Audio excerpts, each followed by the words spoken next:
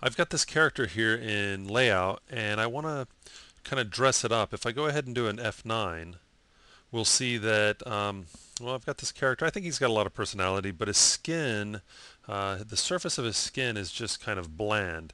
It feels a little more like clay than, living skin, living tissue. So what I thought we could do is take a look at fast skin, which is a subsurface scattering material node that will allow us to really bring this skin to life quickly. So I'm going to go ahead and we'll keep that up. Go over to the surface editor, and right now for the base I've just got color, and we've got this color, but I'm going to go ahead and activate the node editor and load it up. Come over to add node, and under materials I'm going to choose fast skin. Okay, and I'm going to plug this into material, and I'm going to go ahead and do a render because it does have some default settings that work out pretty well, but in this case we're going to want to play around a little bit. Okay, so if I kind of compare the two, this is really bland. Of course, we're getting a lot of speck here, and I'm going to want to tone that down. But I can already start to see some nice warm color coming in. And if we compare it to this, this is definitely a cadaver versus this. But I'm really not satisfied with the look that I'm getting here, so I do want to make some adjustments. The first thing I'd like to do, let's bounce over here. First thing I'd like to do is I want to really see that subsurface scattering in action. So one of the things that I like to do is crank up values really high so that I can go, okay, this is what they look like really low, this is what they look like really high, and then find that middle ground that works. So for the epidermis distance, I'm just going to crank that up. Let's do 500. And for the subdermis distance, I'm going to do 500 there as well. So we've got the epidermis color and distance, and we've got that for subdermis as well. But again, let's just crank up some values and see what happens. So let me go ahead and do a render. Okay, so we can really see the subsurface scattering kicking in. This is looking less like skin though, and more like wax. So we can already see if, of course it is important to know the size of your object. And this guy is a little under 2 meters. And so in William's world, that's a short person, but a little under 2 meters. And so with a setting of 500 millimeters, we're getting something that looks very similar to wax. So for a candle, this might be a good setting. So I should probably jot that down and remember it for the next time I'm doing a 2 meter candle, which I'm not sure when that's going to happen. But so what I do know is that I do need to lower it, but I do like if I compare. Okay, so this is our original. This is with the default settings, and I'm starting to see it's looking a lot nicer in my opinion, except I went a little overboard on those settings. So I want to get somewhere between this and this. So let's go and jump back, and I'm going to say for the epidermis distance, let's almost cut it in half, and for the subdermis, I'm going to cut that in half, 250, and let's do a render and see what we get there. Okay, so I'm getting a little more definition back in my geometry. If I compare it to this, I was losing some definition now in like the lips and right here on the nose.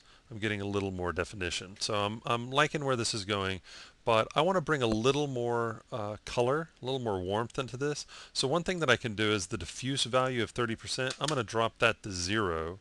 And I'm going to knock the specularity in half to 40.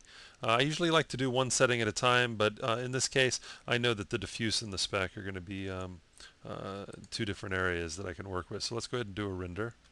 And you can see if we compare these two, see I'm bringing a lot of that warmth back in. So lowering the diffuse did wonders for the look that I'm going for here.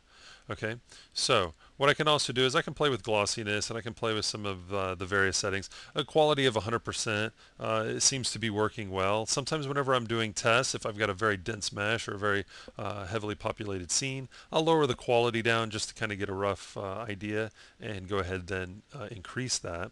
You can also change color values. So for the epidermis color, I'm just going to drop a little more red in there. Okay, and for the subdermis, I'm just going to brighten that a little bit. Okay, so let's do a render and see what we get there. Okay, so went very red. So, of course, it's all preference. This might work for what you're going for, or this might work for what you're going for, but we can still see that nice translucent skin going on. Now, one thing that we can do is I am going to drop that. I'm going to drop a little of that red out. Okay, so in this case, I kind of liked what was going on with the default, and drop just a little bit of the red out of there.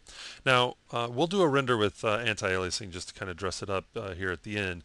But one thing I'd like to point out before I close this down is that we can see that we have inputs for all these attributes. So you're not limited to just an RGB value for color, for the epidermis color and subdermis color, and even the specularity and specular color, and the diffuse color and the diffuse, and pretty much all these attributes. We can feed image maps or procedurals or gradients or entire flows into these input parameters to gain full control over what we want our subdermis and epidermis to look like. Okay, so let's go ahead and just take a quick look. I'm going to go over to the camera properties, and I'm just going to crank up, let's do 12 passes of anti-aliasing. Just let's take it all the way. Okay, and there we go. So we've got our nice subsurface scattering going on. A lot more life brought to this character than, say, this, which is a cadaver. And this, we've got some blood pumping through his veins and underneath his skin, and it's really showing. So just remember a couple quick tips. Of course, I always suggest don't work with anti-aliasing setup whenever you're doing your test renders, but in the case of subsurface scattering and working with fast skin, my suggestion, try the default settings, see what you get, and then try cranking up those values. I went from 2 millimeters to 500 millimeters, so I went pretty extreme, and then found a middle ground that I liked.